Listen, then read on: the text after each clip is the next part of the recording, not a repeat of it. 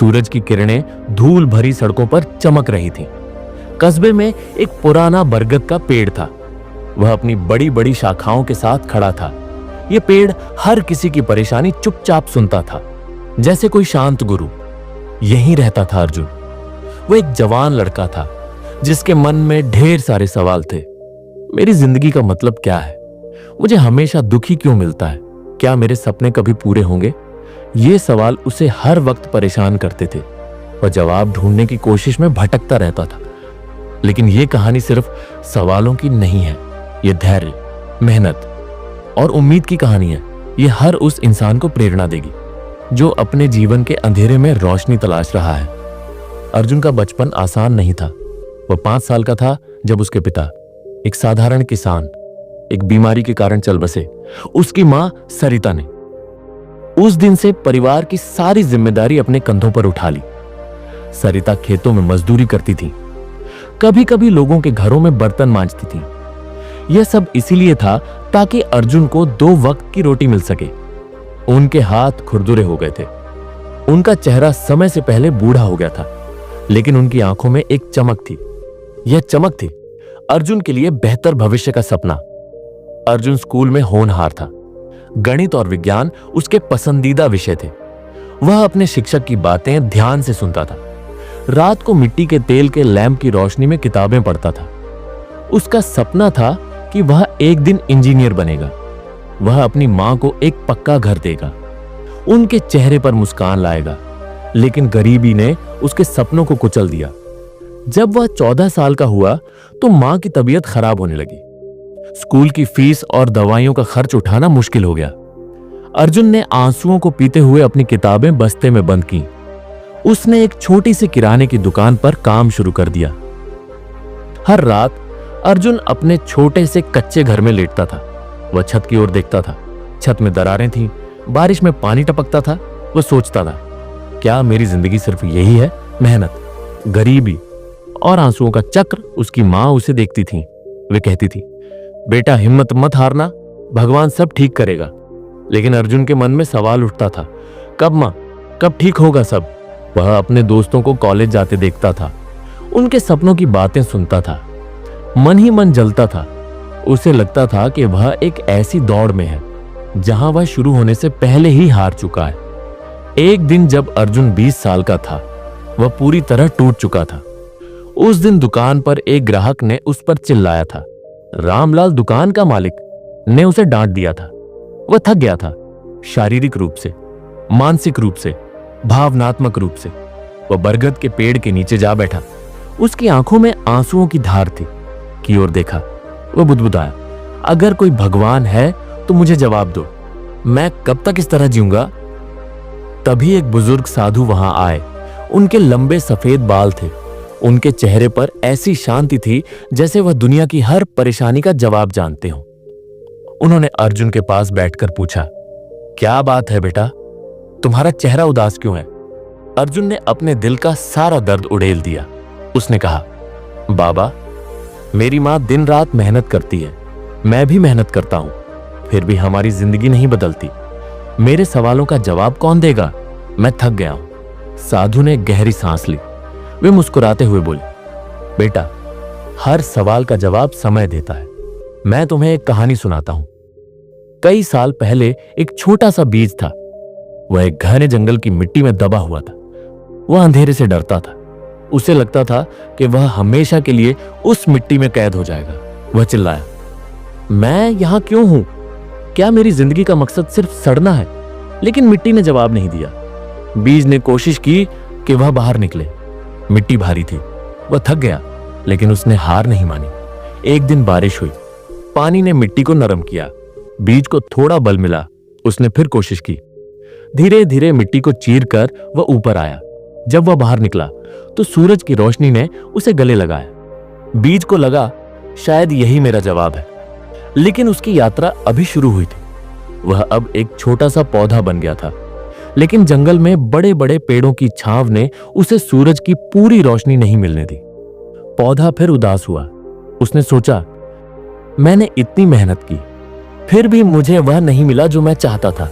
क्या मेरी कोशिश बेकार है? लेकिन उसने हार नहीं मानी। वह धीरे धीरे बढ़ता रहा। उसने अपनी जड़ों को गहरा किया। सर्दी आई, पत्ते झड़ गए, गर्मी आई, पत्ते सूख गए, बारिश आई, वह फिर हरा हो गया।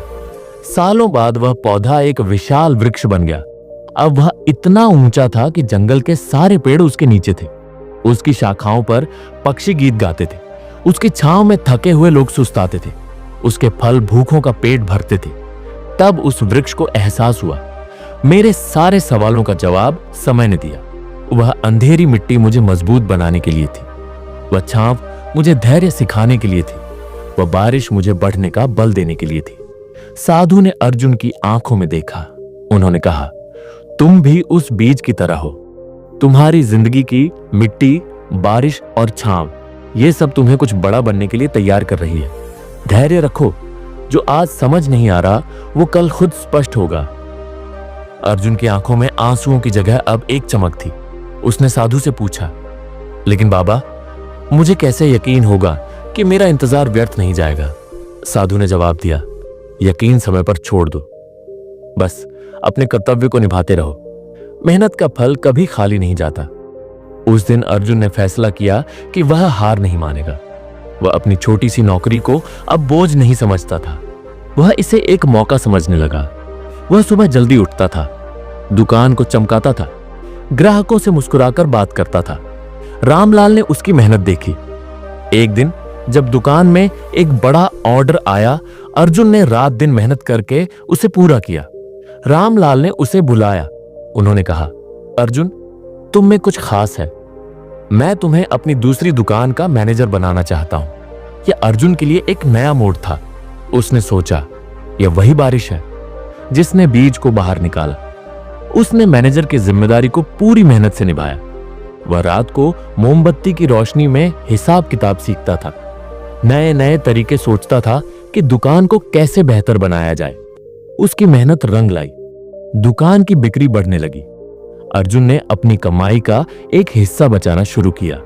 उसका पहला लक्ष्य था अपनी मां को एक पक्का घर देना। उसने दिन रात मेहनत की। कुछ सालों बाद उसने एक छोटा सा लेकिन सुंदर घर बनवाया। जब उसने अपनी मां को वह घर दिखाया तो सरिता की आंखों में आंसुओं की धार बह निकली। उन्होंने अर्जुन को गले लगाया। उन्होंने कहा, बेटा, मैंने सिर्फ तुम्हें रोटी दी थी, लेकिन तुमने मुझे पूरी दुनिया दे दी। अर्जुन ने अपनी मां के पैर छुए। उसने कहा, मां, यह सब आपकी वजह से है। आपने मुझे सिखाया कि मेहनत और प्यार से कुछ भी हासिल किया जा सकता है। उस पल अर्जुन को लगा कि उसकी जिंदगी का असली मकसद अपनी मां की मुस्कान में छिपा था। लेकिन अर्जुन की कहानी यहीं खत्म नहीं हुई। उसने देखा कि उसके कस्बे में कई बच्चे ऐसे हैं जो गरीबी के कारण पढ़ नहीं पाते। उसे अपना बचपन याद आया। उसने अपनी किताबें छोड़ी थीं। उसने फैसला किया कि वह दूसरों के सपनों को टूटने नहीं देगा। उसने अपनी कमाई का एक हिस्सा निकाला। उसने एक छोटी सी पाठशाला शुरू की। वहां गरीब बच्चे मुफ्त में पढ़ सकते थे। अर्जुन खुद शाम को उन्हें पढ़ाने जाता था।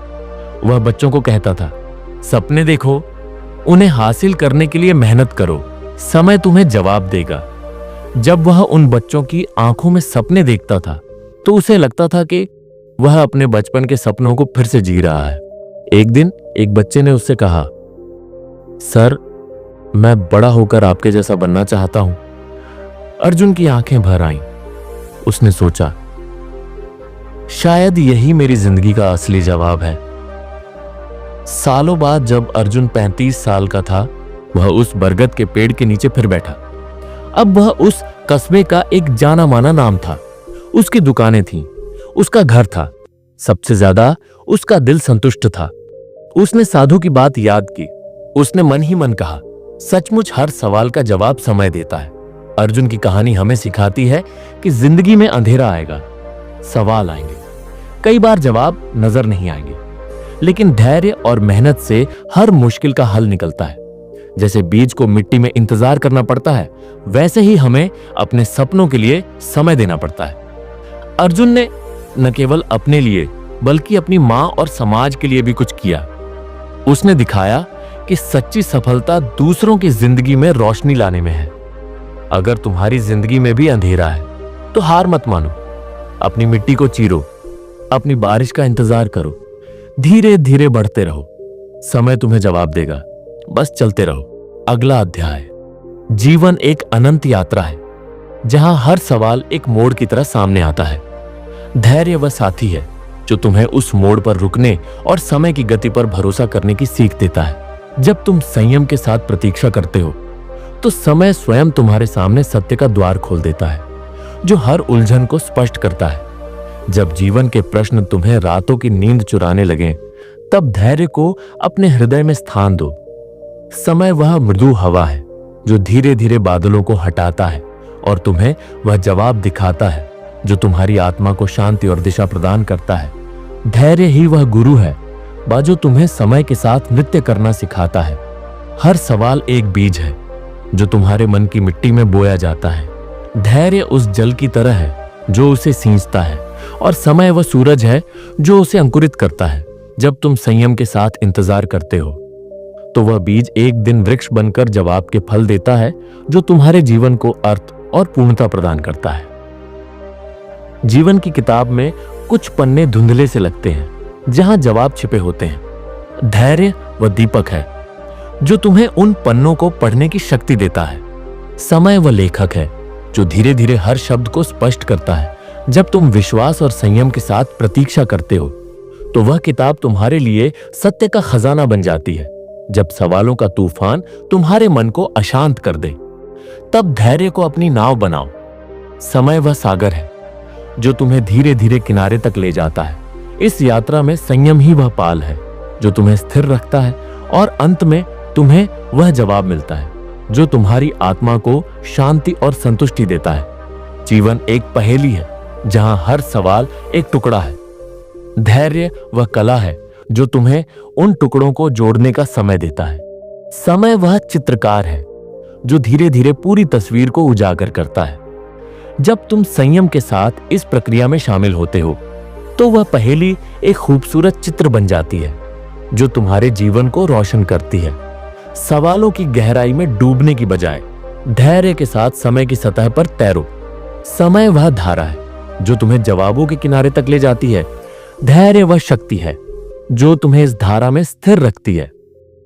जब तुम इस विश्वास के साथ आगे बढ़ते हो तो हर सवाल का जवाब तुम्हारे सामने एक उपहार की तरह प्रकट होता है।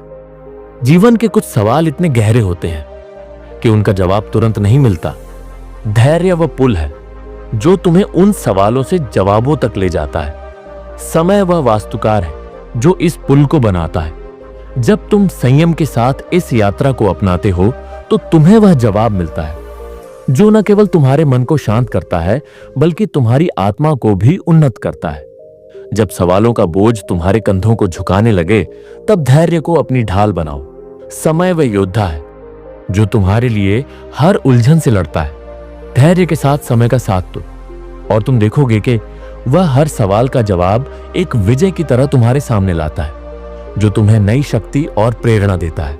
जीवन एक नदी है और सवाल उसमें उठने वाली लहरें हैं। धैर्य वह नाविक है जो तुम्हें उन लहरों के पार ले जाता है।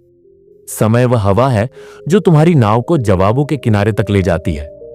जब तुम संयम के साथ इस यात्रा को स्वीकार करते हो तो हर सवाल का जवाब तुम्हें एक अनमोल मोती की तरह मिलता है। सवालों की भूल भुलैया में भटकने की बजाय धैर्य के साथ समय का रास्ता चुनो।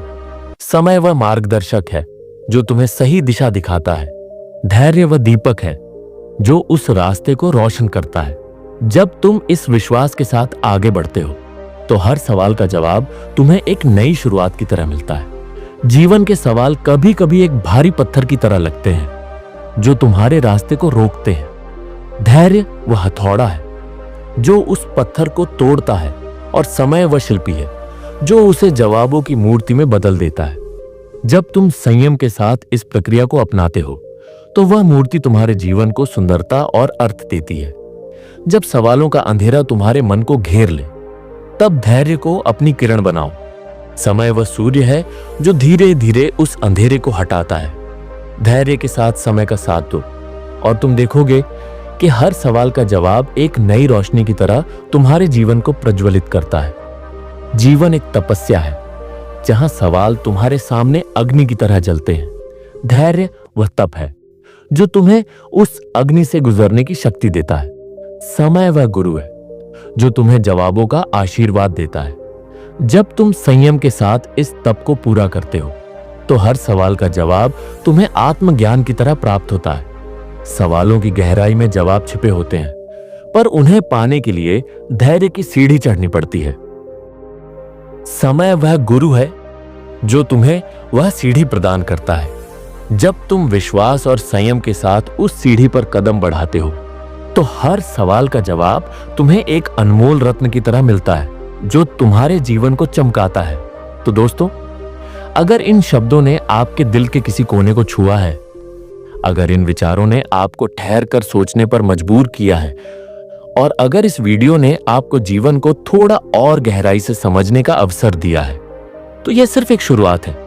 हमारा यह प्रयास सिर्फ वीडियो बनाने तक सीमित नहीं है। यह एक यात्रा है, एक यात्रा आत्मबोध की, शांति की और उस सच्चाई की जो हमारी आत्मा को भीतर से जागृत कर सके। अगर आप भी जीवन के इस सफर में हमारे साथ चलना चाहते हैं, अगर आप भी चाहते हैं कि हर दिन आपको एक नई प्रेरणा, एक नया दृष्टिकोण और एक सच्ची शांति का एहसास मिले, तो कृपया इस चैनल को सब्सक्राइब जरूर कीजिए, क्योंकि हम मिलकर ही इस जीवन को थोड़ा और बेहतर, थोड़ा और सार्थक बना सकते हैं। आपका एक सब्सक्राइब सिर्फ एक बटन नहीं, एक कदम है उस प्रकाश की ओर जहां हम सभी मिलकर और भी गहराई से जीवन को समझ सकें। धन्यवाद। और हां, अगली बार फिर मिलेंगे एक नए विचार, एक नई दृष्टि के साथ। तब तक धैर्य रखिए, समय पर विश्वास रखिए और अपने भीतर के गुरु की आवाज को सुनते रहिए।